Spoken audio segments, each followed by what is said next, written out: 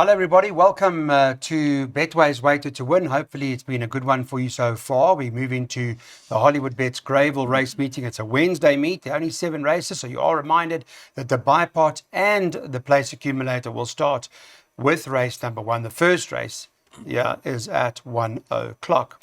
We've got this horse Q the Rebel, who's favourite. It's top of the boards, number 7 on the card at 8 to 10. The danger is number 10, One Smart Cookie. Daryl Marie's with me. We'll talk about the race and what we would like to know, of course, about, well, there are 2 questions here. Is Q the Rebel, number 1, Daryl, 8 to 10 favourite to win the race. I don't recall this horse trying the poly, or I don't see anything about this being on the poly before. That's one of the questions, I guess.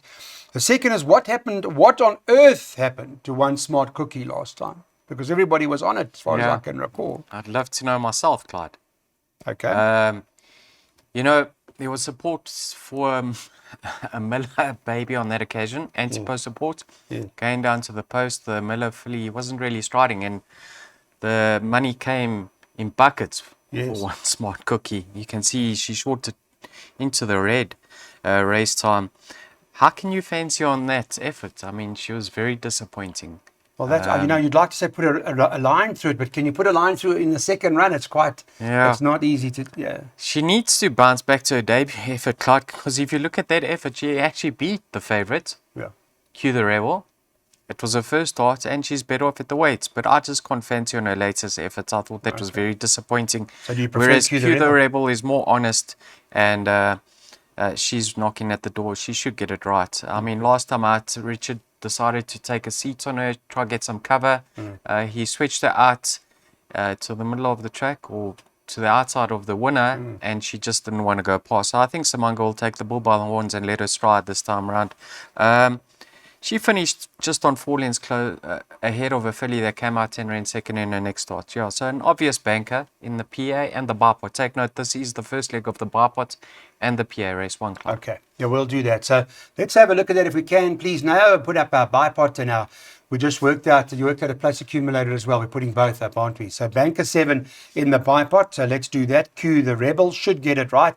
Is there a question mark? Well, it hasn't tried the poly before. That's the only thing that's slightly concerning. By 1, 3, 4, by 1, 2, 4, 9, by 1 and 4, by 2, 4, 6 and 8, by 1, 3, 4 and 10. Now that bipot does work out to 384. Remember, you can use your phone,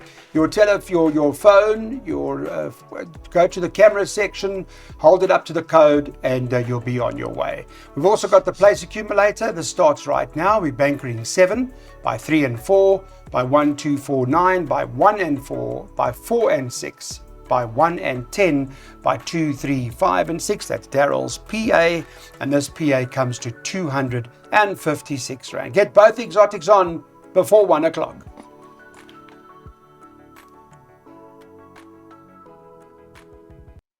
Welcome back to Betway's Weighted to Win. We're on to the second race on the card now. This is a maiden handicap over 1,600 metres. Somebody asked me yesterday, what's the difference between a maiden open and a maiden handicap? Well, a maiden open basically comes with conditions that are set in terms of the race. Very close, and a lot of horses are handicapped in those races. Some are. Those conditions apply. And a maiden handicap is completely rating related. So, Daryl, with those sorts of races, I guess anything's possible. Although they've got this horse Courageous at even money this morning. Clyde.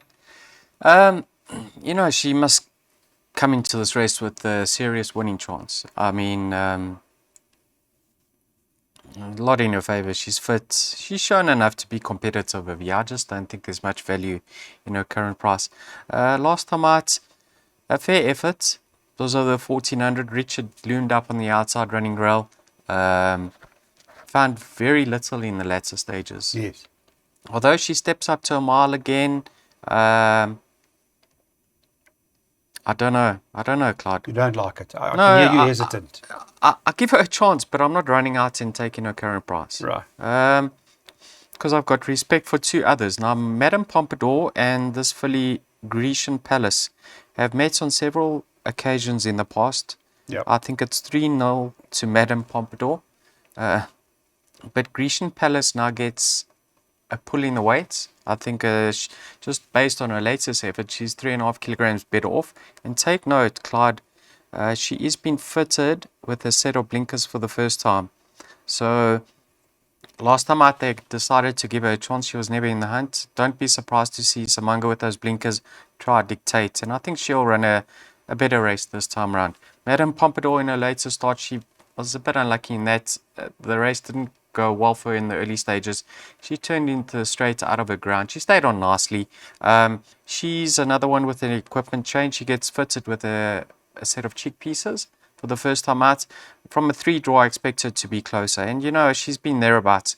I know she's got top weight to shoulder, but that in this lineup doesn't put me off. So in no particular order, numbers 1, 3, and 4. Okay, you didn't work at it. You said the pick six was too hard. Yeah, it's just worked out it was to the too costly. thousands and thousands. Eh? Yeah, 6,000 rand per mile, and Sure. I'll probably still miss it. So Jeez. let's rather We're keep not for gonna- touch and tip pick 3. All right, we'd rather take jackpots. But here's a pick 3 to give you some sort of idea as to what Daryl likes. He's going in this race 1, 3, and 4. By the third race, 1, 2, 4, and 9. And by the fourth race, 1 and 4. That's the pick 3. It'll cost you 24 Rand.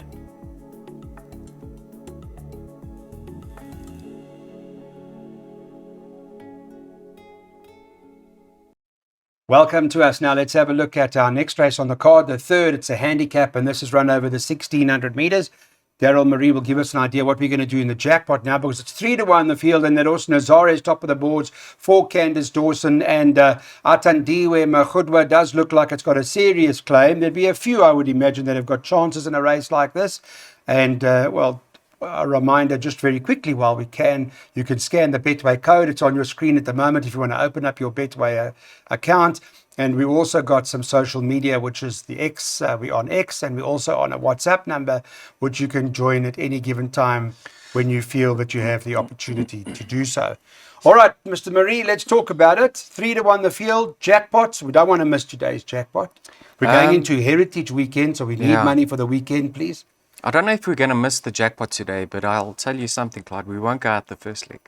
We got the field. Have you? Okay. Yeah. I find this a tricky event. All right. You know, Famous and Rich last time out, I thought he ran a very nice race. Jabu Jacobs challenged at the top of the straight. Maybe he'll be ridden a bit more patiently this time round.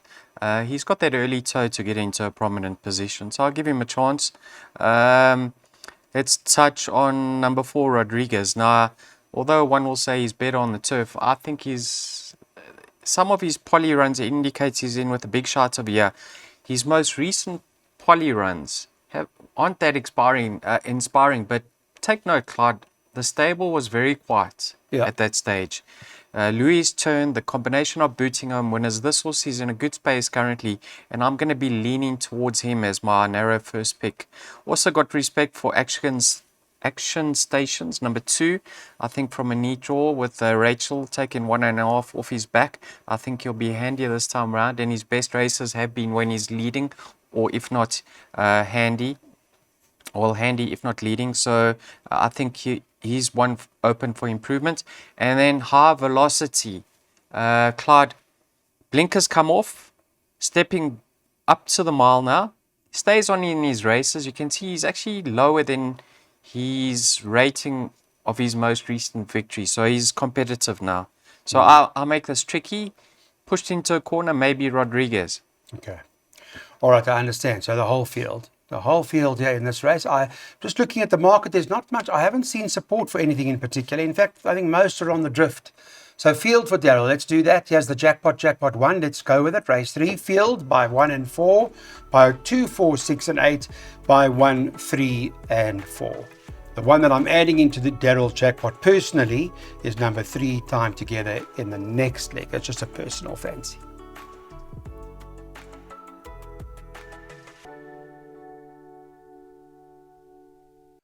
Welcome back to Weighted. Betway's Weighted to Win. This is a handicap at the 72 level. We're having a look at over 1,600 meters.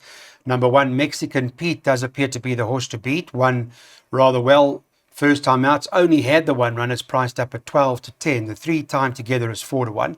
And number 4, Teichmann, is at 9 to 2. Those are the 3. The win should come from there, but Daryl, I know we were quite impressed, weren't we, with this horse, Mexican Pete, first time out. And that Frank Robinson, you know, he made it known that it's a very nice horse.